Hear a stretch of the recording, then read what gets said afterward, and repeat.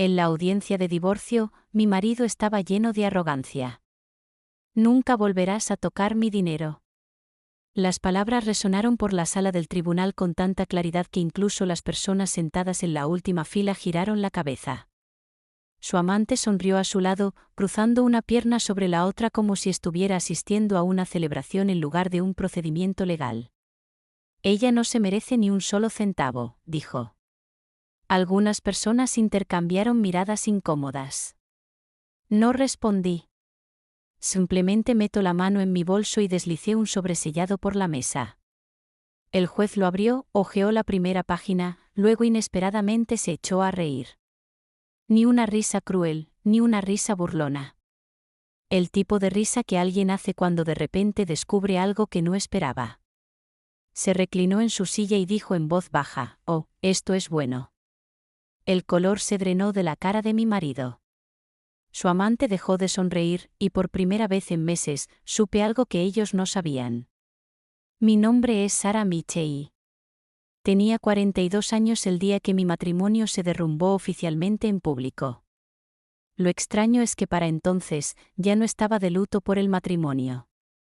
Estaba de luto por la mujer que solía ser. Durante 19 años, había sido la esposa de Daniel Michei. Durante 19 años, había creído que estábamos construyendo algo juntos.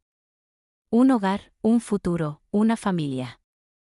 Las cosas habituales que la gente se promete cuando se paran frente a amigos y familiares y juran para siempre. Conocí a Daniel cuando tenía 23 años. Tenía confianza sin parecer arrogante, divertido sin esforzarse demasiado. El tipo de hombre que podría entrar en una habitación y hacer que todos se sintieran cómodos. En ese entonces, trabajé como enfermera en un pequeño hospital en las afueras de Chicago. Daniel estaba iniciando una empresa de construcción con 2 empleados y una camioneta prestada. No éramos ricos. Apenas sobrevivimos. Trabajé turnos dobles. Trabajó los fines de semana. Algunos meses, tuvimos que elegir entre reparar el coche y reemplazar el refrigerador. Pero nos reímos mucho. Al menos pensé que lo hicimos. A medida que pasaban los años, su negocio creció. La camioneta se convirtió en una flota. La oficina alquilada se convirtió en un edificio con su nombre en la parte delantera. La gente comenzó a presentarlo como un hombre de negocios exitoso. Mientras tanto, seguí trabajando en el cuidado de la salud. No porque tuviera que hacerlo, porque me encantó. Me gustaba ayudar a la gente. Me gustó saber que mi trabajo importaba. Daniel solía decir que admiraba eso de mí. Más tarde, dejó de decirlo. El éxito lo cambió lentamente, la forma en que el óxido se extiende a través del metal. Casi invisible al principio, luego imposible de ignorar. Empezó a hablar de manera diferente, a caminar de manera diferente, a tratar a la gente de manera diferente, especialmente a mí. En algún momento del camino dejó de verme como un compañero y comenzó a verme como parte de los muebles, algo que siempre había estado allí, algo que ya no apreciaba. Incluso entonces, traté de salvar el matrimonio. Dios sabe que lo intenté. Asesoramiento matrimonial, viajes de fin de semana, conversaciones largas, conversaciones cortas, paciencia, perdón, más paciencia. Nada funcionó porque no se puede reparar un matrimonio cuando solo una persona está tratando de repararlo. La primera vez que sospeché que existía otra mujer fue unos 9 meses antes de la audiencia. Daniel de repente se volvió protector de su teléfono. Comenzó a hacer viajes de negocios que no aparecían en el calendario de su empresa. Empezó a gastar dinero de maneras que no tenían sentido. Restaurantes caros, hoteles de lujo, joyas que nunca recibí. Cada vez que hacía preguntas, actuaba ofendido, como si yo fuera el problema, como si confiar significara nunca preguntar nada. La ironía todavía me sorprende. La persona culpable siempre parece exigir la confianza más fuerte. 3 meses después, supe su nombre, Vanessa Brooks. 34 años, atractiva, ambiciosa y aparentemente convencida de que mi marido era su futuro esposo. Me enteré completamente por accidente, o tal vez no por accidente. A veces la vida se cansa de ocultar la verdad.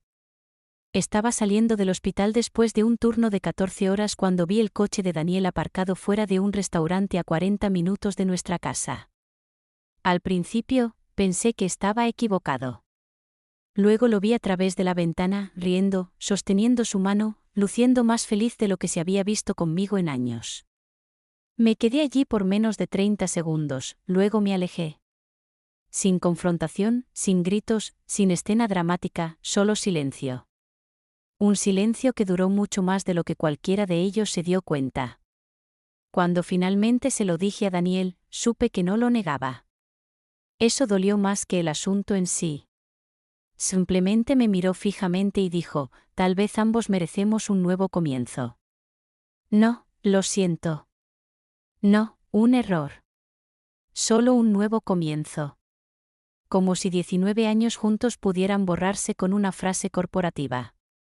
2 semanas después solicitó el divorcio. Las cosas se pusieron feas casi de inmediato. Sus abogados fueron agresivos. Su actitud se volvió más fría. El hombre con el que me casé desapareció por completo. En su lugar había alguien calculador e impaciente. Alguien decidido a ganar. La peor parte no fue perder a mi marido. La peor parte fue verlo disfrutar haciéndome daño. Comenzaron las fechas de la corte. El papeleo se multiplicó. Cada reunión se sentía como un campo de batalla. Luego vinieron las revelaciones financieras. Fue entonces cuando las cosas dejaron de tener sentido. Daniel reclamó muchos menos ingresos de los esperados. Varios activos parecían haber desaparecido. Faltaban cuentas. Las transacciones no sumaron. Cuando mi abogado planteó preguntas, el equipo legal de Daniel las descartó como errores administrativos. Quería creer en esa explicación. La vida habría sido más fácil si tuvieran razón. Pero algo se sentía mal. Algo más profundo que un marido infiel tratando de proteger su dinero. La sensación se quedó conmigo. Creciendo más fuerte cada día. Y finalmente ese sentimiento me llevó a algún lugar que ni Daniel ni Vanessa esperaban. De vuelta en la sala del tribunal, el juez continuó leyendo. Su expresión cambió. La diversión se desvaneció. La curiosidad lo reemplazó. Luego concentración. Daniel se movió en su silla. La confianza de Vanessa comenzó a romperse. Mi abogado me miró. Mantuve mi cara neutral. Meses antes habría estado aterrorizado. Ahora simplemente estaba esperando. El juez bajó la carta y miró directamente a mi marido. Señor Michei, dijo con calma. Daniel se enderezó la corbata. Sí, su señoría. El juez golpeó el sobre contra la mesa. Creo que vamos a necesitar algunas aclaraciones. La habitación se quedó en silencio. Y de repente, por primera vez desde que comenzó el divorcio, Daniel parecía nervioso. Las palabras del juez colgaban en el aire como humo. Creo que vamos a necesitar algunas aclaraciones. Por un breve momento, nadie se movió. Nadie habló. Entonces el abogado de Daniel se inclinó hacia adelante y forzó una sonrisa educada. Estoy seguro de que podemos responder a cualquier pregunta que el tribunal pueda tener, su señoría. El juez asintió lentamente. Estoy seguro de que puedes. Algo en su tono hizo que toda la habitación se sintiera incómoda. La audiencia continuó, pero el ambiente había cambiado. Daniel lo sintió. Vanessa lo sintió. Y ciertamente lo sentí. La confianza que habían llevado a esa sala del tribunal estaba empezando a romperse. El juez programó una revisión adicional y solicitó documentación de apoyo relacionada con varias transacciones mencionadas en mi carta. No pasó nada dramático ese día. Sin esposas. Sin veredicto. Sin humillación pública. Pero cuando salí del juzgado, me di cuenta de algo que no había visto en meses. Daniel no sonreía. Esa noche, me senté solo en mi apartamento y vi la lluvia deslizarse por la ventana de la cocina. El lugar era pequeño comparado con la casa en la que había vivido durante casi 2 décadas. Los muebles no coincidían. Las paredes eran sencillas. El silencio era diferente, pero era honesto. Había algo reconfortante en eso. Durante meses, había estado rodeado de mentiras. Ahora, al menos sabía dónde estaba. Mi teléfono sonó en el mostrador. Un mensaje de mi abogada, Karen. El juez solicitó registros financieros adicionales. Llámame mañana. Me quedé mirando la pantalla. Registros adicionales. Eso era exactamente lo que Daniel no quería. Porque cuanto más profundizaba en sus finanzas, más preguntas aparecían. Preguntas que se remontan al mismo periodo. El periodo en el que Vanessa entró en su vida. 9 meses antes, todavía había estado tratando de salvar mi matrimonio. Mirando hacia atrás, puedo ver lo desesperadamente que quería creerle a Daniel. Cuando has pasado 19 años construyendo una vida con alguien, no te despiertas una mañana y decides que es un extraño. Buscas explicaciones. Estrés, presión laboral, depresión, cualquier cosa excepto la verdad obvia. Daniel lo sabía. Él contaba con ello. Los cambios comenzaron gradualmente. Empezó a llegar a casa más tarde de lo habitual. Al principio fueron reuniones con clientes, luego proyectos de emergencia, luego viajes nocturnos. Sus explicaciones siempre sonaban razonables. Los proyectos de construcción a menudo se retrasan. Los clientes cambian de planes. Los problemas ocurren. Entendí ese mundo. Lo había visto construir la empresa de la nada. Pero algo se sentía mal. No por lo que dijo. Por cómo lo dijo. Todas las respuestas parecían ensayadas. Todas las explicaciones llegaron demasiado rápido. Una noche hice una simple pregunta mientras cenábamos. ¿Qué ciudad vas a visitar la próxima semana? Se congeló por menos de un segundo. La mayoría de la gente no se habría dado cuenta. Lo hice. Milwaukee luego cambió inmediatamente de tema. Ese momento se quedó conmigo. No porque haya demostrado algo. Porque me recordó algo. Cuando la gente dice la verdad, generalmente recuerdan a dónde van. 3 semanas después sucedió otra cosa extraña. Estaba equilibrando nuestros gastos domésticos cuando me di cuenta de un cargo de un hotel de lujo en el centro. Casi $700. Daniel no viajaba esa semana. Lo sabía porque había estado en casa todas las noches. Cuando le pregunté al respecto, apenas miró la declaración. Cena de negocios. ¿$700 por la cena? Casi me río. En cambio, asentí. El mes siguiente trajo otro cargo. Luego otro. Luego otro. Hoteles. Restaurantes. Citas en el spa. Cosas que no tenían absolutamente nada que ver con la construcción. El patrón se volvió imposible de ignorar. Aún así, no estaba listo para la verdad. Todavía no. La verdad llegó un martes por la noche. Acababa de terminar un turno brutal en el hospital. Uno de esos días que te deja los pies adoloridos y el cerebro agotado. El tipo de día en el que todo lo que quieres es una ducha y dormir. El tráfico era inusualmente pesado, así que tomé una ruta alternativa a casa.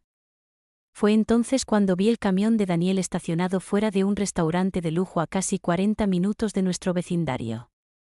Al principio, supuse que se estaba reuniendo con un cliente. Luego miré a través de la ventana delantera y los vi. Daniel se sentó frente a una mujer con el pelo largo y oscuro, Vanessa. Aunque aún no sabía su nombre. No estaban hablando de negocios. No se estaban escondiendo. Parecían cómodos, familiares, íntimos. Como personas que habían pasado muchas noches juntos. Vi a Daniel cruzar la mesa y tomar su mano. El gesto era pequeño, natural, practicado. Eso dolió más que nada porque me dijo que esto no era nuevo. Esto no fue un error. Este no fue un momento de debilidad. Esta fue una relación, una real. Me quedé afuera durante tal vez 20 segundos. Luego me di la vuelta y caminé de vuelta a mi coche. Sin lágrimas. Ninguna escena. Sin confrontación. El llanto llegó más tarde, solo, donde nadie podía verlo. Durante las siguientes semanas presté atención.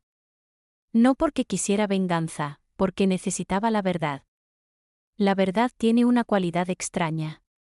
Una vez que sospechas que existe, no puedes dejar de buscarlo. Me di cuenta de que Daniel sonreía con los mensajes que nunca compartió. Me di cuenta de que estaba protegiendo su teléfono. Me di cuenta de lo rápido que se irritaba cada vez que hacía preguntas normales. Una noche entró en el patio trasero para tomar una llamada. La puerta corredera no estaba completamente cerrada. Lo oí reír. Una risa que no había escuchado en años. Luego dijo algo que lo resolvió todo. Yo también te echo de menos. Las palabras aterrizaron como un golpe físico. No porque me sorprendieran, porque confirmaron lo que ya sabía. Más tarde esa noche me senté en la cama mirando al techo mientras Daniel dormía a mi lado, o fingía dormir. Recuerdo darme cuenta de algo importante. El matrimonio ya había terminado. El papeleo aún no se había puesto al día.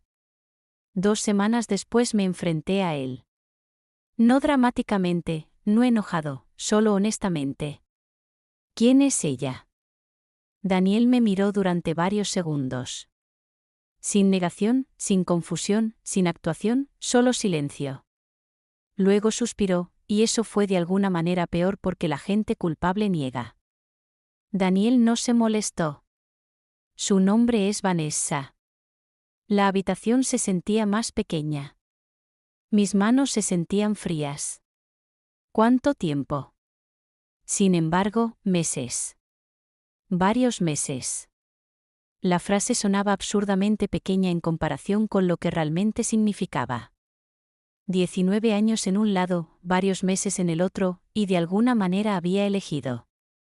La solicitud de divorcio llegó poco después.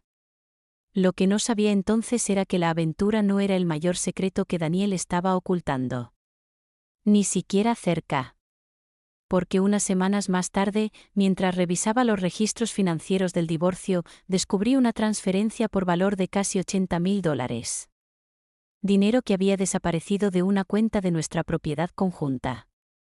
El dinero que Daniel afirmó que no existía.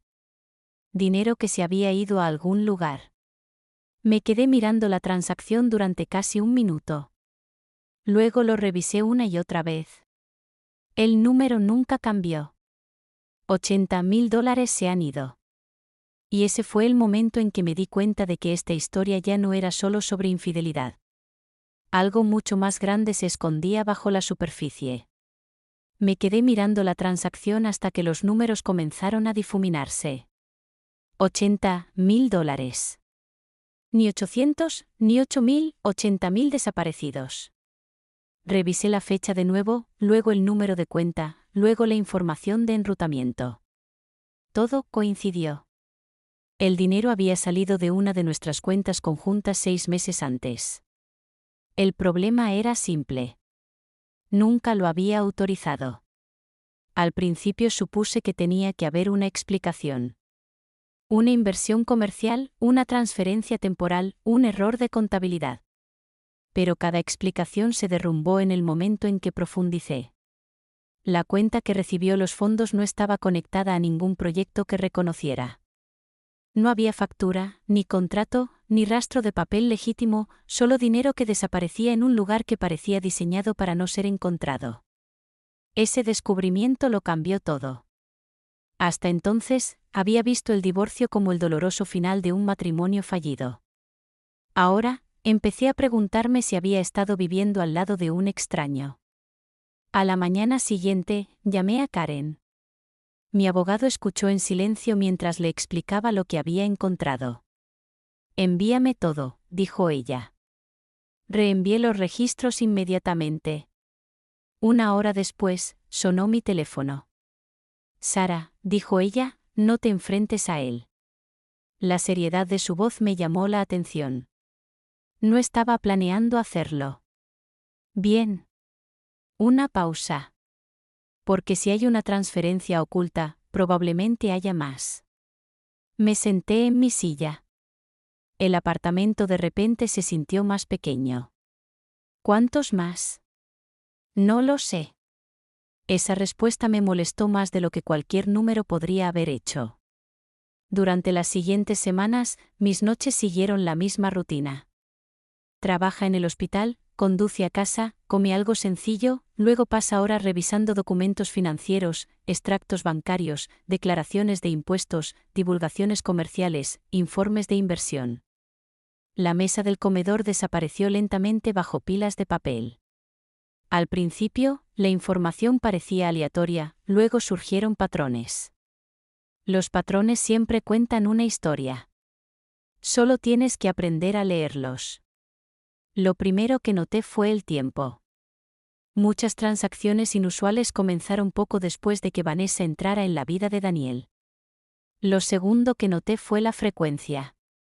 Las transferencias ocurrieron casi todos los meses. Algunos grandes, algunos pequeños, la mayoría diseñados para evitar atraer la atención. La tercera cosa que noté hizo que mi estómago se tensara. Varias transferencias parecían estar conectadas a empresas de las que nunca había oído hablar. Daniel era dueño de un negocio de construcción. Conocía a sus vendedores, a sus proveedores, a sus contratistas. Estos nombres eran desconocidos, muy desconocidos. Una compañía apareció repetidamente. Consultoría Stonebridge. Otro se llamaba Apex Development Solutions. El nombre sonaba legítimo, profesional, incluso aburrido, pero algo en ellos se sentía fabricado, como nombres elegidos de un generador de nombres comerciales. Un viernes por la noche busqué en registros públicos. Stonebridge Consulting no apareció donde debería, ni tampoco Apex Development Solutions. Revisé de nuevo, nada. Fue entonces cuando volvió la misma sensación que había tenido fuera del restaurante, la sensación de que la verdad estaba directamente frente a mí. Simplemente no lo estaba viendo todo todavía. El lunes siguiente trajo otra sorpresa. Karen llamó durante mi hora de almuerzo. Quiero que conozcas a alguien. ¿Quién? Un ex contable. Fruncí el ceño. ¿Para la compañía de Daniel? Solía serlo. Esa noche nos conocimos en una pequeña cafetería cerca del centro. El hombre parecía tener 60 años, cabello gris, gafas con montura de alambre, ojos cuidadosos, el tipo de persona que pasó décadas trabajando con números. Karen nos presentó. El nombre del contable era Richard Barnes. Me estrechó la mano cortésmente, luego miró alrededor de la habitación antes de hablar. Encontraste algunas transferencias inusuales. No era una pregunta. Asentí. Richard tomó un sorbo de café. Me preguntaba cuándo alguien se daría cuenta. La declaración envió un escalofrío por mi columna vertebral. ¿Qué significa eso? Primero miró a Karen y luego volvió a mirarme a mí. Tu marido se interesó mucho en mover dinero hace unos años. Me incliné hacia adelante. ¿Mover dinero a dónde? Ese siempre fue el problema. Su expresión se oscureció. Nunca pude obtener una respuesta directa. Durante los siguientes 30 minutos, Richard explicó por qué finalmente había dejado la empresa. Falta documentación, reembolsos cuestionables, registros incompletos, transferencias que carecían de la aprobación adecuada. Nada dramático por sí mismo, pero juntos, un patrón preocupante. ¿Lo denunciaste?